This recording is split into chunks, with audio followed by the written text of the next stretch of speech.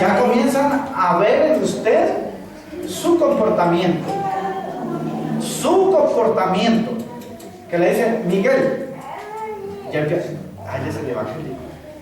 Allá usted va a ser visto así, es el evangélico. Vamos a mandarlo a andar. Al principio lo cabecean, amados. Pero llega Miguel allá, lo mandan que vaya y recoge esa basura allá. Usted llegó, gloria, gloria, aleluya, recogiendo la basura. Y ya está cantando. Y lo hizo con gozo. Pero si usted llega allá, pero qué tal, si yo no vine a trabajar para eso, yo vine a hacer otra cosa. La pruba es así, mis amados.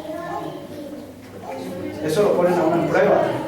Pero después de que uno pasa la prueba, a uno lo selecciona y le dice, el hermano Ruano se va para tal puesto que ese puesto es de responsabilidad. Y lo digo con orgullo, porque así fue, mis amados. Y otros compañeros que eran cristianos también, los mandaban a los puestos buenos y de responsabilidad. Y hay abundancia de bendición para el pueblo cristiano en la empresa que sea, cual sea el nombre que sea, y ningún sucio, ningún vagabundo se va a meter con usted, sea mujer o sea hombre. Amén. Esas chinas cristianas, mis respetos. Así le hacen a uno, mis respetos. Ya no están con cochinadas ni de nada. Mis respetos. Mis respetos. Pero si uno no se identifica, a no es la china, es que es linda. Porque el Espíritu de Jehová está alrededor tuyo. Y el diablo no puede hacer lo que se le da la gana con un vagabundo. Porque esa es la hija del rey. Y el diablo conoce pilas, papá, no me meta con ella porque es el Dios vivo. Ojo. Todo esto les digo por experiencia, mis amados. Todo esto lo digo. Regálenme un puntico, quiero compartirles.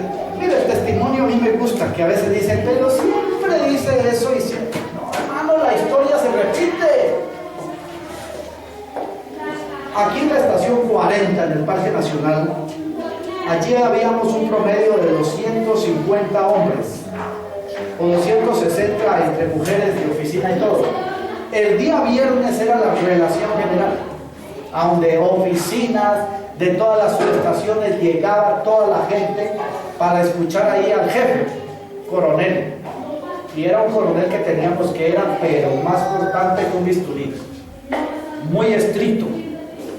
Y él una mañana, él siempre llegaba a, eso llama relación general.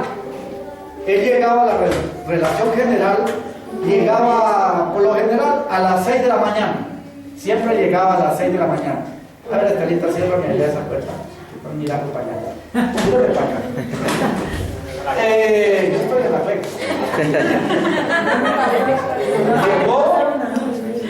Llegó el coronel a las 5 de la mañana. Y preciso llegó por la parte más peligrosa, para el lado donde duermen todos los oficiales, todos los tenientes.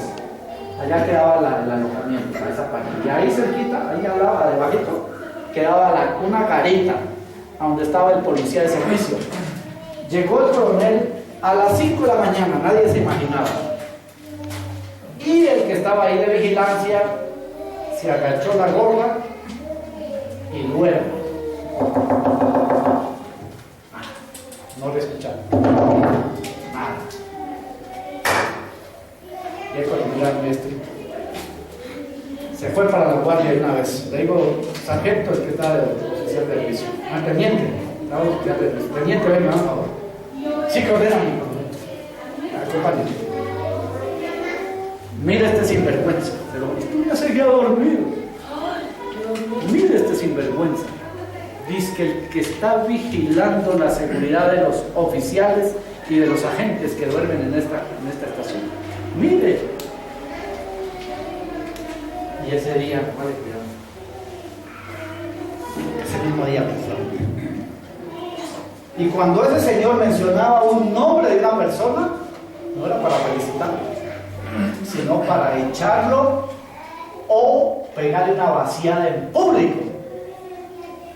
Así fuera la secretaria de fulano, así fuera una mujer, le decía: mire señorita, usted no está dando rendimiento.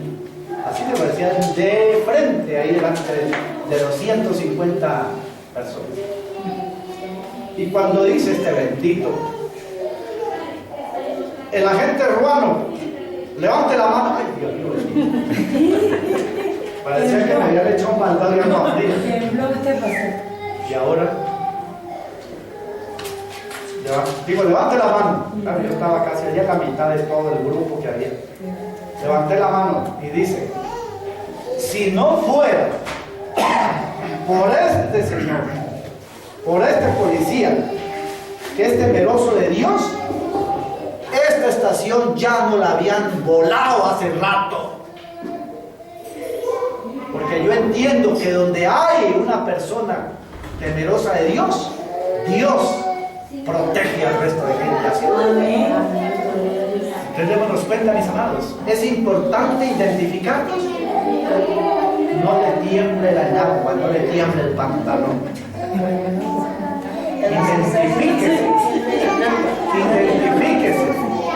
Identifíquese, porque ustedes como evangélicos van a ser colocados en alta estima por sus jefes.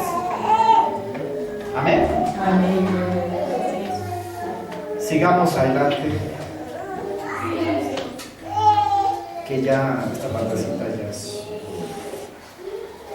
Sigue diciendo este personaje: entremos nuevamente a la parte del Islam.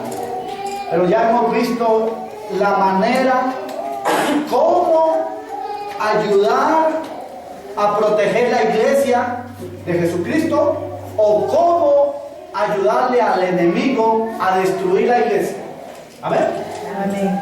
Dejando de diezmar, dejando de estudiar, dejando muchas cosas que nos benefician como cristianos. Si usted deja de estudiar la Biblia, se va a secar como un hueso, se va a poner pálido. Yo siempre les he dicho, hasta su cara, su cuerpo se seca. Comienza a haber escasez en la alacena. Ya si las cucarachas entran, porque dicen: ¿para qué voy a perder el tiempo ahí? Ahí no hay nada.